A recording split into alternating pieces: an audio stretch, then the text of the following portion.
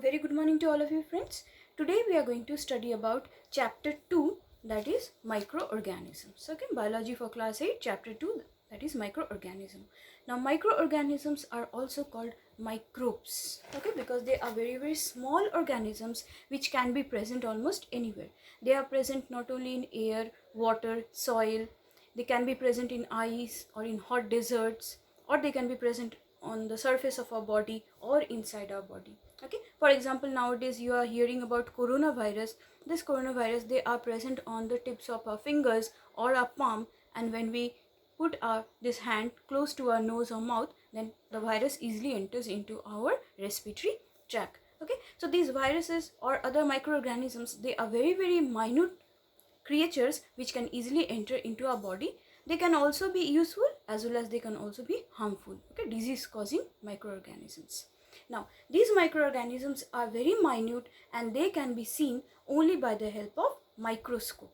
You have seen microscope in the laboratory, the compound microscope, or the bigger one, that is the electron microscope. Okay, very small bacteria or virus, they can be very easily seen by the help of microscope. Now these microorganisms are very tiny creatures. They can be either unicellular or multicellular. If unicellular, then amoeba. Amoeba is a microorganism which is very small, cannot be seen by our naked eyes. So it is unicellular. But there are also multicellular microorganisms like fungi, that means a common bread mold. Okay, so these microorganisms, they have two very special features. One is that they are very minute, cannot be seen by our naked eyes. We need a microscope to see them and study them. And second is that microorganisms can be unicellular or they can be multicellular also. Okay, now there are certain types of microorganisms. The four important types of microorganisms are bacteria, fungi, protozoa, and algae. Okay, virus is also a type of microorganism, although we don't say microorganism, but they are microscopic units. Okay, because they are not organism in the true sense. So bacteria, fungi, protozoa, algae. Now what is a bacteria? This bacteria, they are very small, minute, unicellular organisms. Okay, they can be of different shapes, like here I have drawn some spiral shaped bacteria, or they can be rod shaped, like we have read about this bacteria, diagram of bacteria, in a previous chapter also. So it is rod shaped, like lactobacillus. Okay, the curd bacteria, that is lactobacillus, that is rod shaped. So bacteria can be of different types. Now what is the specialty of this bacteria? They are unicellular, they are microscopic, they are basically saprophytic in nature. A few are also photosynthetic. Okay, so basically they are saprophytic. For example, the lactobacillus. So here I have drawn two diagrams of bacteria. Okay, this bacteria, they have a cell wall, but this cell wall is different from that of plant cell. In our previous chapter we have read that plant cell have cell wall. This is a bacteria. Bacteria also has a cell wall, but that cell wall is not made up of cellulose, but it is made up of polyglycogen substances, that means protein and glycogen mixed substances. Okay, now this bacteria, they have got a very special feature. In case of unfavorable climate, like there is not enough of food, or water is not present, or temperature is not suitable, then this bacteria can form a very protective outer tough covering that is called cyst. CYST, cyst. Okay, please go through your book and try to find out the meaning of cyst. So during unfavorable climate, bacteria can become, or it can produce a outer protective covering around it, that is known as cyst. And when the favorable climate returns, then they emerge or germinate into bacteria, and then they start multiplying. So it is a very special feature of bacteria. Then comes fungi. This fungi, this is a common bread mold. Okay, on bread or stale bread or chapati, you must have seen this is the fungi, and it has got some spores. Okay, these spores, they burst on maturity, and then the spores, they fall on the substrate, and then new plant emerges. So this is a common bread mold. Okay, Rhizopus, its scientific name is Rhizopus. This is Penicillium. Penicillium is also a type of fungi. Okay, and from which antibiotic penicillin is obtained. it is having economic or commercial importance, and this is Aspergillus. So these are the different types of fungi. Now fungi are known as non-green plants because they do not have chlorophyll in them, they cannot photosynthesize, so they are basically saprophytic in nature. Saprophytic in nature means they depend on dead and decay organisms, okay, like rotten log or organic matter or stale bread, chapatis, etc. So these are some of the examples. Then comes protozoa. Okay, protozoa. Here I have drawn two diagrams. We have already done these diagrams in our previous chapter, that is amoeba and paramecium. Both amoeba and paramecium, they are free living. Okay, so protozoa consist of unicellular microscopic organisms. These are eukaryotic in nature, that means they have true nucleus, whereas bacteria is prokaryotic. Okay, but fungi is eukaryotic, whereas protozoans are also eukaryotic.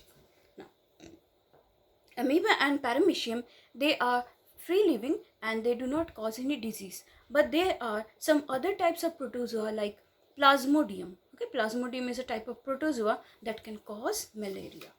So protozoa are unicellular organisms which can have either free living or parasitic mode of nutrition. Then comes the last one, that is algae. Algae are, majority of them, almost all of them, are photosynthetic, so they are green in color, they are green plants, but they are microscopic and mostly aquatic.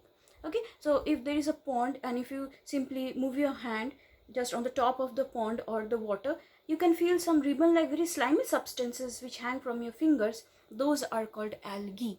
Okay, algae are mostly you can say aquatic in nature. So this is the Chlamydomonas. Chlamydomonas, that is free living, it can move from one place to another.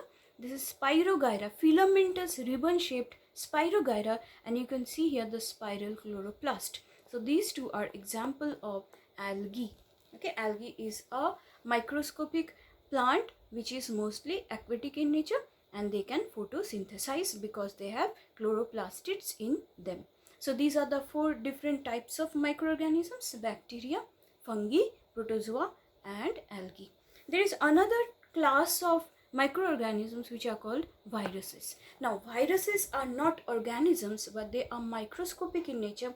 They are disease causing organisms, okay, or we can say simply units, disease causing, because outside the body of the host they behave as non-living units, but the moment they enter into our body, like coronavirus, the moment they enter into our body, then they start multiplying. Okay, so that multiplication is a characteristic of living organism, but outside the body of the host they behave as non-living units. This is the specialty of virus. So virus, we cannot call them as organisms like plants, animals, but we can call them as microscopic, you can say, organisms or units. Okay, microscopic units. So here I have drawn the diagram of influenza virus. Okay, now in influenza virus, you can see these are called the spikes. This is called the genetic material, that is DNA or RNA, that we have already read, and this hexagon is the protein coat. Okay, and the moment the virus, like coronavirus, the moment coronavirus is also similar because it has some crown like structures like this, and the moment it comes in contact with a nasal chamber, then this DNA is released into the cell, and from one virus several viruses are multiplied and they are formed. Okay, in this way they can attack our body or the respiratory tract. So in this way we see that microorganisms are organisms, or you can say very minute organisms, which are seen only by the help of a microscope. Now we have read about Antony von Leeuwenhoek. Let us see what was that primitive microscope like. So if you see this primitive microscope, you can see this was a very primitive, very small microscope. See, not like compound one. Okay, and in this place, this is the place where the object is kept. Okay, anything, a drop of water, maybe in a drop of water several microorganisms are present. Suppose we place here a drop of water, and by the help of this lens, okay, by the help of this lens we can easily see the organism in this way, but the magnification power is very less. But in comparison to Antony van Leeuwenhoek's this microscope, compound microscope and electron microscopes are very important nowadays, and they have contributed so much that it has become very easy for us to study microorganisms. Okay, now these microorganisms can be friend, so useful, like lactobacillus, or they can also be foe, that means enemy, like plasmodium or coronavirus. Got it? So microorganisms can be either useful or harmful. And where are they present? They can be present anywhere. That means in cold regions to hot regions to deserts to marshy lands, even on the bodies of plants and animals. Okay, now in this video we will study only about the types of microorganisms. We will draw these diagrams, and in the next videos we will cover the rest of the chapter. Thank you so much for watching this video.